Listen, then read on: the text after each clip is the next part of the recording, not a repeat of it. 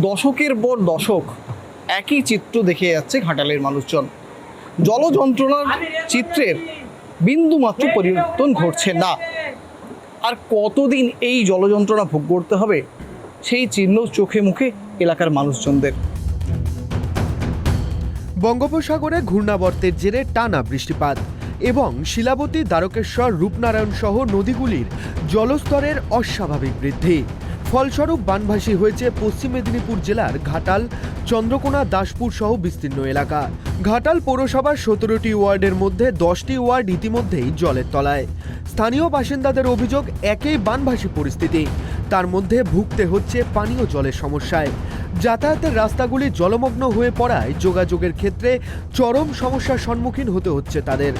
হঠাৎ করে বানভাসী পরিস্থিতির জেরে সবচেয়ে বেশি ক্ষতিগ্রস্ত পশ্চিম মেদিনীপুর জেলার ঘাটাল, চন্দ্রকোনা, দাসপুর এলাকার চাষিরা। জলের তলায় চলে গিয়েছে বিঘার পর বিঘা পাট ও বাদামের জমি। হঠাৎ করেই চাষের জমিতে জল প্রবেশ করায় ফসল সেইভাবে ঘরে তুলতে পারেননি চাষিরা। সামান্য কিছু বাদাম জলে ডুবে তুলতে পারলেও চাষিদের চোখের সামনেই নষ্ট হচ্ছে বিঘার পর বিঘা ফসল। একই অবস্থা পাট চাষের ক্ষেত্রেও। আপনার বয়স তো অনেকই হলো, ছোট থেকেই কি এই জলযন্ত্রণা দেখেন? আমার বয়স আপনার 56। হ্যাঁ, আমি ছোটবেলা থেকেই এরকম করে দেখছি। এখন আমার জ্ঞান হওয়া অবধি থেকে।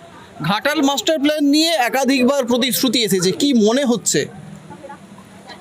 উন্নতির দিকে কোনো ঘাটাল মাস্টার প্ল্যান কি হচ্ছে? হওয়ার তো শুরু হয়েছে, হবে। আপনারা আশাবাদী? অবশ্যই। প্রশাসনের তরফে দাবি করা হয়েছে অত্যন্ত অল্প সময়ের মধ্যে বন্যা পরিস্থিতি তৈরি হলেও সমস্ত রকম পরিস্থিতি মোকাবিলার জন্য প্রস্তুত প্রশাসন।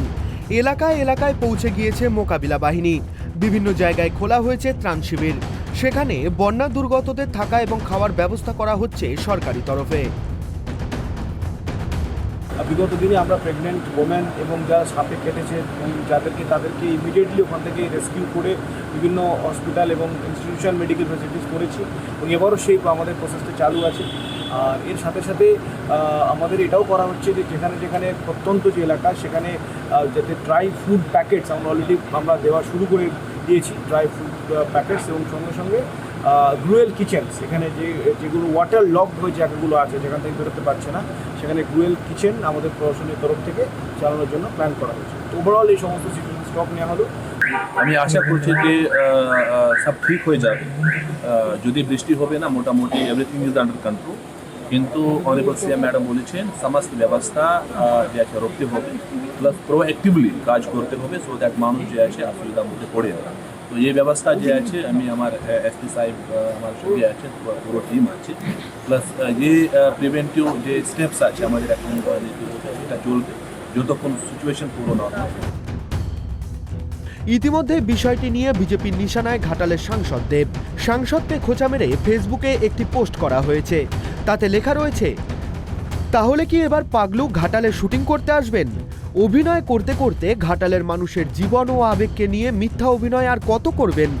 ঘাটালের মানুষকে আর কতবার মিথ্যা প্রতিশ্রুতি দেবেন? আপনি নিজে ঢাক বাজিয়ে নিজেকে মাস্টার প্ল্যান চ্যাম্পিয়ন বলেছেন, আর ঘাটালের মানুষ আপনাকে ঢপবাজ বলছে। প্রতিশ্রুতি অনুযায়ী চলতি বছর ফেব্রুয়ারি মাসে 500 কোটি টাকা বরাদ্দ করেছিলেন স্বয়ং মুখ্যমন্ত্রী মমতা বন্দ্যোপাধ্যায়। এরপরই শুরু হয় ঘাটাল মাস্টার প্ল্যানের অন্তর্গত শিলাবতী ও দাসপুরের রূপনারায়ণ নদীর ওপর 5টি স্লুইস গেট তৈরির কাজ। কিন্তু সেক্ষেত্রেও উঠেছে বিস্তর অভিযোগ। ঘাটালবাসীর দাবি, খুবই ধীরগতিতে চলছে কাজ, যার জেরে এবারের বর্ষাতেও রেহাই পেলেন না তারা। ডুবল সমগ্র ঘাটাল। মুখ্যমন্ত্রী টাকা বরাদ্দ করার পরেও কেন সঠিক সময়ে হলো না ঘাটাল মাস্টার প্ল্যানের কাজ? তাহলে কি সাংসদ দেব অভিনেতা হিসেবে সফল কিন্তু নেতা হিসেবে বিফল? প্রশ্ন তুলছেন ঘাটালবাসীরাই। সময় কোন দিকে এগোয়? ঘাটালের জলযন্ত্রণা মোচন করতে মাস্টার প্ল্যান কবে বাস্তবায়িত হয় সেই দিকেই চোখ থাকবে আপামর ঘাটালবাসীর, আর এগিয়ে থাকবে আমাদের ক্যামেরা। পশ্চিম মেদিনীপুর থেকে শুভ চক্রবর্তীর রিপোর্ট, ট্রাইব টিভি বাংলা।